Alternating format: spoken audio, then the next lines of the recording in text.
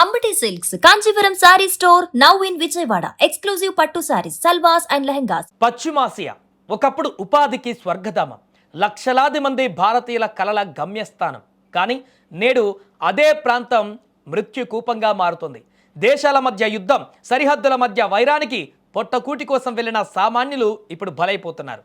కువైట్లో ఒకరు, యుఏఈలో మరొకరు, వారం వ్యవధిలో ఇద్దరు భారతీయులు యుద్ధానికి బలైపోయారు. కన్నవారిని కంటికి రెప్పలా చూసుకోవాలని వెళ్ళిన ఆ కొడుకులు ఇప్పుడు శవపేటికల్లో తిరిగి వస్తుండడంతో బాధాకరంగా మారింది. కువైట్ చరిత్రలోనే అత్యంత దిగ్భ్రాంతికరమైనటువంటి ఘటన ఇరాన్ ప్రయోగించినటువంటి క్షిపణులు కువైట్లోని విద్యుత్ మరియు నీటి శుద్ధి కర్మాగారాలపైన విరుచుకుపడ్డాయి. రక్షణ కవచాలను ఛేదించుకుంటూ వచ్చినటువంటి ఆ మృత్యు పాశం ప్లాంట్ల వద్ద ఉన్న ఒక సర్వీస్ భవనాన్ని నేలమట్టం చేసింది.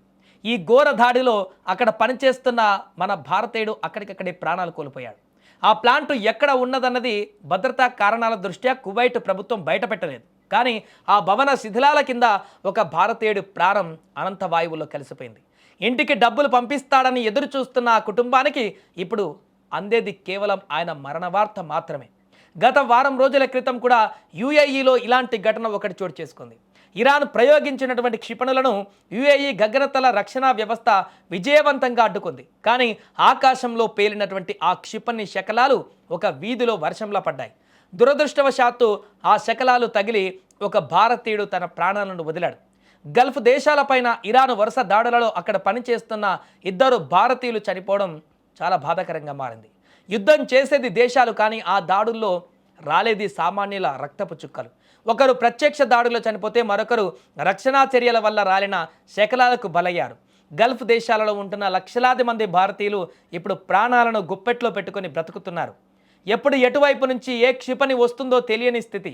ఇద్దరు భారతీయుల మృతి కేవలం వార్త మాత్రమే కాదు, రెండు కుటుంబాల ఆశల సమాధి. పశ్చిమాసియాలో ముదురుతున్న ఈ యుద్ధ మేఘాలు ఇంకెంతమందిని బలి తీసుకుంటాయోనన్నది ఇప్పుడు ఆందోళన వ్యక్తమవుతుంది. భారత ప్రభుత్వం తక్షణమే స్పందించి అక్కడ చిక్కుకున్న మనవారి రక్షణ కోసం గట్టి చర్యలు తీసుకోవాలని అందరూ కోరుకుంటున్నారు. ఏదేమైనా ఇరాన్ ఇజ్రాయెల్ యుద్ధం కాస్త ఇప్పుడు గల్ఫ్ దేశాలలో తీవ్రమైనటువంటి ఆర్థిక మాంద్యంతో పాటుగా అక్కడ వలస వెళ్ళినటువంటి మన భారతీయ వలస కూలీలందరూ కూడా ప్రాణాలు గుప్పెట్లో పెట్టుకొని బ్రతుకుతున్నటువంటి పరిస్థితి ఏర్పడింది.